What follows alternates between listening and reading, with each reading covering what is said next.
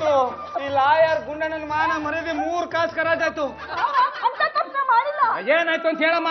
ತರಕಾರಿ ತಗೊಂಡ್ ಬರ್ತಾ ಇದ್ನ, ಕೂತಿ ಟೊಮೆಟೊ ಕಿತ್ಕೊಂತು. ನಾನ್ ಕಲ್ ತಗೊಂಡ್ ಹೊರದೆ, ಹಳ್ಳಕ್ ಬಿದ್ದಾಯ್ತು. ಬ್ಯಾಗ್ ತಗೊಂಡ್ ಓಡ್ ಬಂದ್ಬಿಟ್ಟೆ. ಕರ್ಕೊಂಡೋಗ್ ಬಾದ ಮೇಲೆ ಕುಡ್ಸಮ್ಮ. ಬೇಡ, ಆ ಕೋತಿ ಒಂದ್ ಟೊಮ್ಯಾಟೊ ತಿಂದ್ರೆ ನಿನ್ ಗಂಟು ಹೋಗ್ತಿತ್ತ? ನಿಮ್ ಅಕ್ಕ ತಿಂದು ಅನ್ಕೊಂಡು ಸುಮ್ನೆ ಇರ್ಬೇಕಿತ್ತು. ಅಷ್ಟೆಲ್ಲ ಹೀಗ್ ಮಾಡ್ತಾರೇನೆ? ಆಂಟಿ ಭಯ ಆಗೋಯ್ತು, ಅದಕ್ಕೆ ಕಲ್ ತಗೊಂಡ್ ಹೊಡೆದ್ಬಿಟ್ಟೆ. ಆ ಕೋತಿ ಸತ್ತೋಯ್ತಾ? ಪೆಟ್ ಹಳ್ಳಕ್ ಬಿತ್ತು. ಏನಾಯ್ತು ಅಂತ ಗೊತ್ತಿಲ್ಲ. ಕೋತಿ ಆಂಜನೇಯ ಸ್ವರೂಪ ಕಣೆ, ಆಂಜನೇಯ ಬ್ರಹ್ಮಚಾರಿ. ಒಂದ್ ವೇಳೆ ಅದ್ ನಿನ್ ಶಾಪ ಕೊಟ್ಟಿದ್ರೆ ನಿಂಗ್ ಮದ್ವೆ ಆಗಲ್ಲ. ನೀನು ಭಿಕ್ಷೆ ಹಾಕ್ಬೇಡ, ನಿನ್ನ ಸುತ್ತ ಪಾಪ ಸುತ್ತಕೊಂಡಿದೆ. ಈ ಹುಡುಗಿ ಭಗವಂತನ ಸ್ವರೂಪಿಯಾದ ಕೋತಿಗೆ ಕಲ್ಲು ಹೊಡೆದಿದ್ದಾಳೆ, ದೇವರನ್ನೇ ಕೊಲೆ ಮಾಡಿದಾಳೆ. ನನ್ ಕೋತಿ ಕಲ್ಲು ಹೊಡೆದಿದ್ ನಿಜ, ಆದ್ರೆ ಅಕಸ್ಮಾತ್ ಆಗಿದ್ದು. ಅಕಸ್ಮಾತ್ ಕೊಲೆ ಮಾಡಿದ್ರು ಅದೇ ಶಿಕ್ಷೆ, ಬೇಕಂತ ಕೊಲೆ ಮಾಡಿದ್ರು ಅದೇ ಶಿಕ್ಷೆ. ಇದಕ್ ಪರಿಹಾರ ಆದ್ರೂ ಹೇಳಿ. ಪರಿಹಾರ ಇಲ್ಲ, ಬರೀ ಶಿಕ್ಷೆ ಮಾತ್ರ ಇರೋದು. ಈ ಪ್ರಪಂಚದಲ್ಲಿ ಇವಳನ್ನ ಯಾರು ಅತಿಯಾಗಿ ಪ್ರೀತಿಸುತ್ತಾರೋ ಅವರಿಗೆ ತೊಂದರೆ ಇದೆ. ಯಾವ ತರ ತೊಂದ್ರೆ? ಆ ಮನುಷ್ಯ 9 ದಿನಗಳ ಕಾಲ ಕೋತಿ ಹಾಗೆ ಆಡ್ತಾನೆ, ಕೋತಿ ಚೇಷ್ಟೆ ಮಾಡ್ತಾನೆ, ಜಿಗಿತಾನೆ, ನಗಿತಾನೆ, ಬೀಳ್ತಾನೆ. 9ನೇ ದಿನ ವಿಲವಿಲ ಅಂತ ಒದ್ದಾಡಿ ಸತ್ತು ಹೋಗ್ಬಿಡ್ತಾನೆ. ಆಮೇಲೆ ಗ್ರಹಚಾರ ಈ ಹುಡುಗಿ ಒಕ್ಕರ್ಸ್ಕೊಳ್ಳುತ್ತೆ. ಅವನು ಸತ್ತ 9 ದಿನಗಳಲ್ಲಿ ಇವಳು ಸಾಯ್ತಾಳೆ.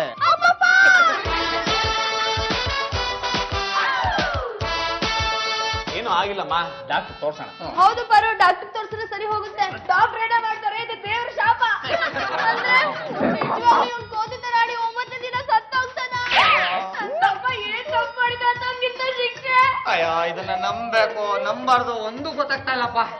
ಆ ಸನ್ಯಾಸಿ ಬಂದ್ರೆ ಇದು ಪರಿಹಾರ ಏನು ಅಂತ ಕೇಳ್ಬೋದು. ಅಕ್ಕ ಏನಾಯ್ತೆ? ಸ್ವಾಮೀಜಿ ನಮ್ಮನೆ ಕಡೆನೆ ಬರ್ತಿದ್ದಾರೆ. ಸ್ವಾಮೀಜಿಗಳೇ, ನಮ್ ವೇದ ತಪ್ಪು ಮಾಡಿರೋ ನಿಜ, ಅವಳನ್ನ ಕ್ಷಮಿಸ್ಬಿಡಿ. ವೇದ ದೇವರನ್ನ ಕೊಲೆ ಮಾಡಿರೋ ಪಾಪಿಯಾಗಿದ್ದಾಳೆ. ಈಗಾಗಲೇ ಇವಳನ್ನ ತುಂಬಾ ಪ್ರೀತಿಸೋ ಹುಡುಗನಿಗೆ ಕೋತಿ ಹುಚ್ಚು ಹಿಡಿದಿರ್ಬೇಕಲ್ಲ. ನನ್ ತಮ್ಮ ಕೋತಿ ತರ ಆಡ್ತಾ ಇದ್ದಾನೆ. ಇನ್ನು 9 ದಿನ ಅಷ್ಟೇ. ಸ್ವಾಮಿಗಳೇ, ಇದಕ್ಕೆ ತಾವೇ ಏನಾದ್ರೂ ಪರಿಹಾರ ಹೇಳ್ಬೇಕು. ಈ ಪಾಪಿ ವೇದ ಕೋತಿ ಸೇವೆಯನ್ನ ನಿರಂತರವಾಗಿ ಮಾಡಬೇಕು. ಮಗುವಿನ ಹಾಗೆ ಅವನನ್ನ ನೋಡ್ಕೋಬೇಕು. ಆಗ ಅವನು ಸುಧಾರಿಸೋ ಸಾಧ್ಯತೆಗಳಿವೆ. ಇಲ್ಲ ಅಂದ್ರೆ 9 ದಿನಕ್ಕೆ ಅವನು ಡಮಾರ್, ಅವನು ಡಮಾರ್, 9 ದಿನಕ್ಕೆ ಇವು ಡಮಾರ್.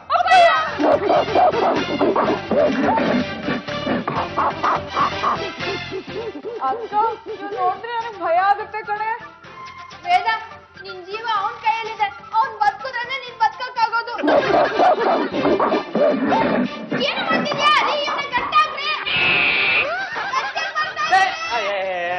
ಲೇ ಪಡುಗುಲಕ್ಕ, ನಿನ್ ಮನೆ ಒಳಗಡೆನೆ ಇದ್ರಾಗ ರಸ್ತೆ ಹೋಗು, ಮರಗಳಿದೆ, ನೇತಾಡು, ಜಿಗದಾಡು, ಕುಣಿದಾಡು, ನಿನಗೂ ಒಂದು ಔಟಿಂಗ್ ಆದಂಗ ಆಗುತ್ತಾ?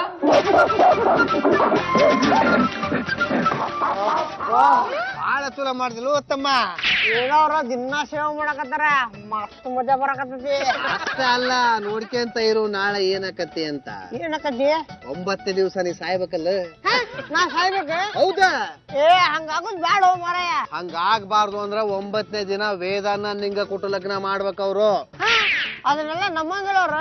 ಗುಂಡಣ್ಣ ನನ್ ಪ್ರಾಣನೇ ತೀತಾನ. ಪ್ರಾಣ ಗಣ ತೆಗಿಯಂಗಿಲ್ಲ. ಗುಂಡಣ್ಣ ನಿನ್ನ ಕಾಲು ತೊಳೆದ ಕನ್ಯಾದಾನ ಮಾಡ್ತಾನ, ನೋಡ್ಕೊಂತ ಇರ. ಗುಂಡಣ್ಣವ್ರೆ, ಸ್ವಾಮಿಗಳಿಗೆ ಹೊಡಿತಿದ್ದೀರಲ್ಲ, ನಿಮ್ಗೆ ಏನಾಗಿದೆ? ನೀ ಹೊಡಿಬೇಡ್ರಿ. ಇವನನ್ನು ಹೊಡಿಲೇಬೇಕು. ಯಾಕೆ ಹೊಳಿತಿದ್ದೆ ಅದಾದ್ರು ಹೇಳ. ಸತ್ತೋಗಿತ್ತಲ್ಲ ಕೋತಿ, ಅದು ನಿನ್ನೆ ರಾತ್ರಿ ನನ್ ಕನ್ಸಲ್ ಬಂದು ಏನ್ ಹೇಳ್ತು ಗೊತ್ತಾ? ಏನಂತ ಹೇಳ್ತು? ನಿಮ್ ಮನೆಗೊಬ್ಬ ಸನ್ಯಾಸಿ ಬರ್ತಾನೆ, ಅವ್ನ ಹಿಡ್ಕೊಂಡು ಚೆನ್ನಾಗಿ ಹೊಡಿರಿ, ಸುಪ್ಪನ್ ಹಿಡಿದಿರೋ ರೋಗ ಎಲ್ಲ ಬಿಟ್ಟೋಗುತ್ತೆ ಅಂತ ಹೇಳ್ತು. ಕೋತಿ ಹಳ್ಳಕ್ಕೂ ಬಿದ್ದಿಲ್ಲ, ಸತ್ತು ಇಲ್ಲ, ಚೆನ್ನಾಗೇ ಇದೆ. ಅದ್ ನಿಮ್ ಕನ್ಸಲ್ಲಿ ಆಗ್ರಿ ಬರುತ್ತೆ.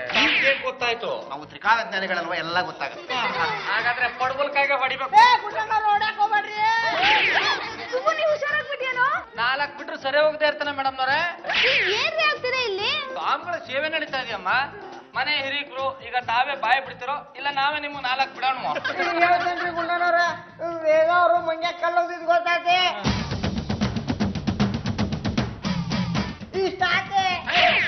ಈ ಕಳ್ಸೋಮ್ಗಳಾರಪ್ಪ?